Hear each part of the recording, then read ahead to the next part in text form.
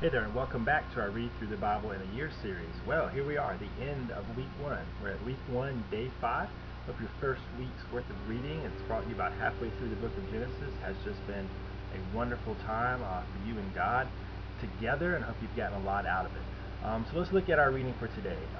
Today we were reading in Genesis chapters 20 through chapters 23. And in chapter 20, we see it's like a second time in a row. Our reading for the day has started off with Abraham kind of wavering in his trust and his belief that God would take care of him. Once again, we see him as he comes into contact with a king in the area, King Abimelech. He has his wife Sarah once again, and we see that this is a pattern he has created here. Lie about being his wife and tell a half-truth, if you will, but still a full lie. Lie about being his wife because he's afraid that the people that live there will kill him so that they can have her instead of him having her. So we see Abraham struggling once again with his trust. Abraham, as we have said, and everybody in the Bible and everybody in the whole of human history is not perfect and has great times of obedience with God, but also has times of disobedience too. But thank God, as I keep saying, that God is a gracious God who is kind and forgiving. Here, I think we see something with King Abimelech that's worth pointing out. It's kind of a complicated scenario here, but I think it boils down to this, and this is the lesson I take from it. Abimelech, he had done nothing wrong, but he was on the path towards doing something wrong. And God confronts him with that. God confronts him and says, look, if you can, right now you're okay. But if you continue down this path, you're going to be disobeying me, and it's going to lead to some real problems. And I think God can do that in our lives too, that there are times where we are going down a path that is going to lead to some problems, that is going to lead to us disobeying God. And God confronts us with that. And he says, look, you're on a path right now that is dangerous. And I'm telling you, you need to get off of this path. It could be all kinds of things. It could be you're going down a path with the way you and your boyfriend or girlfriend are getting too close to one another, and it's going to lead to y'all doing some things that you know I don't want you doing. Or you're going down a path right now where you're letting yourself be heavily influenced by people and music and movies and things that I don't approve of. Um, um, Once again, that does not mean that we are not friends with people who don't trust God. It just means we don't let ourselves be heavily influenced by them. But God might say, you're on a path where you let yourself be really influenced by these people and these things, and if you stay on this, it's going to lead to you sinning, to you disobeying me. So the real question is, the same question Abimelech had is, are you going to listen to God or not? Are we going to listen to God or not when he confronts us with that? And my prayer is that we will, when God confronts us with a path that we're going down, that we will say, all right, God, help me get off of this path right now and get on the path that you want me on. So we see the thing with Abimelech kind of resolves, and I love this. Remember on a previous video I had said that what God, the way it goes is that God blesses us greatly, and then we're not just supposed to take that blessing and just sit back and say whatever. We're supposed to take that blessing and use it to go out and make a big deal about God in the world. A simple way of saying we are to go out and glorify God and exalt God in all things. And you see this happening here. You see where Abimelech comes to Abraham at the end of chapter 21 and says, God is with you in everything you do. Now, let's think about this. Abimelech was most likely not a God follower. We saw where he did listen to God earlier, but he is part of a nation that is not God followers, so he is most likely not a God follower. But yet he sees Abraham being greatly blessed, and he realizes that this is from God. Okay, so in Abraham's blessing, it is used to make a big deal about God. So hopefully we can do that too. That we can look at the great things that God is doing for us in our lives. Whether it's we are succeeding in a sport or in some sort of competition, or just gifts and talents we have that other people notice, and when they pat us on the back for those things, maybe we say, no, you know what, it's all God. It's all God blessing me with those things, and I just want to use them to please Him. So then we are taking our blessing and we are making a big deal about God. That's what we're called to do. So that brings us now to chapter 22, which is it's a tough chapter when you read it.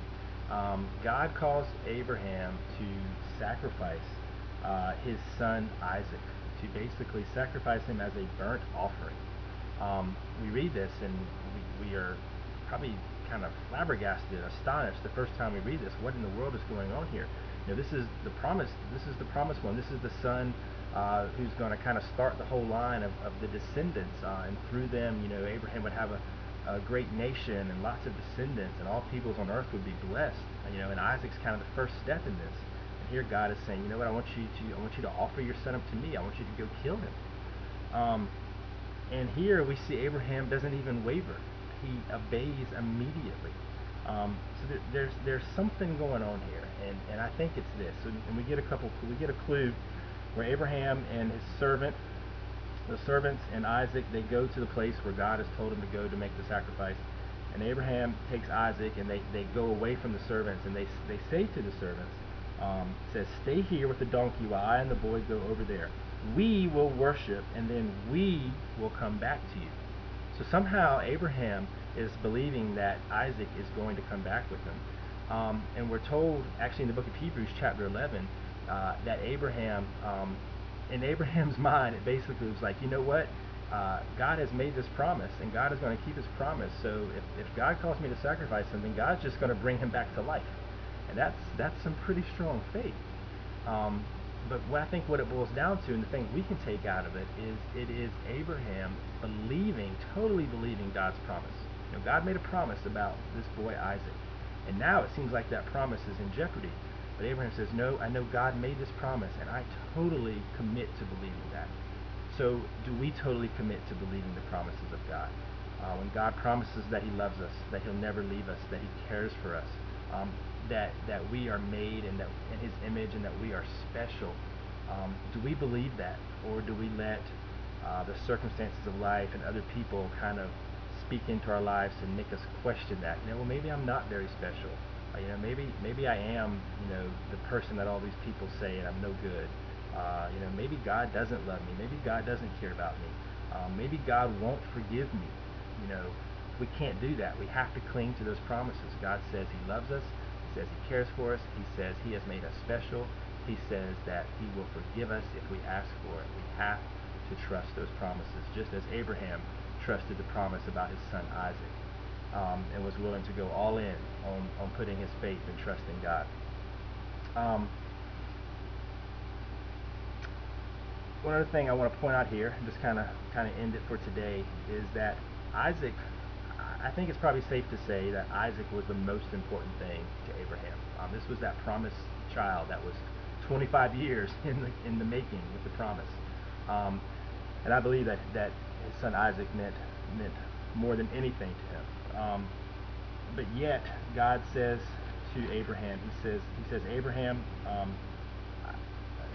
just let me read it right to make sure I don't mess up how it says here.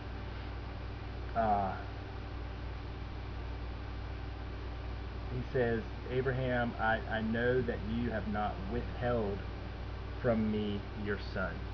And so it's boiling down to that there is nothing that Abraham would hold back from God. And so my question for all of us is that, is there anything in our life that we're saying to God, God, you cannot have this. God, I'm keeping this for me. You can have the other stuff, but God, this is mine. And that could be all kind of things. It could be our money. God, this is my money, and I'm not going to give any of it I'm not going to give any of it to the causes, to your causes, God, to the things that would bolster your kingdom around the world. It's mine, God. I'm holding that back.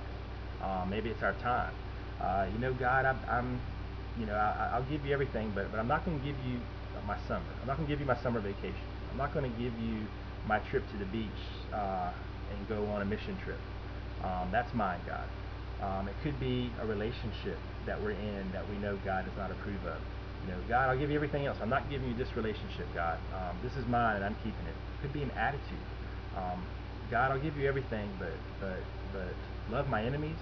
and forgive people that have hurt me, and don't be angry. No, I can't do that, God. I'm going to hang on to that. I'll keep that. You can have the rest of it. We got to give God everything. We can't withhold anything from Him. And the question is, why would we? He did not hold anything back from us. He gave us His one and only Son, Jesus Christ. He did not hold Jesus back, but yet sent Him to die so that we might have the chance to be forgiven for our sins. God has given His all to us. Why would we give any less to Him? And the great thing is that He greatly blesses us in so many ways. So it's never a case of giving up something, giving it all to God, and then us having to settle for second best in life. We give God everything. God blesses us greatly, and it's the best thing ever. So may we be people who withhold nothing from God. May we be people who, as Jesus commanded us, be people who love the Lord our God with our all of our heart, all of our soul, all of our mind, and all of our strength. All right, hope you all had a great first week reading in God's Word, and I'll see you next week.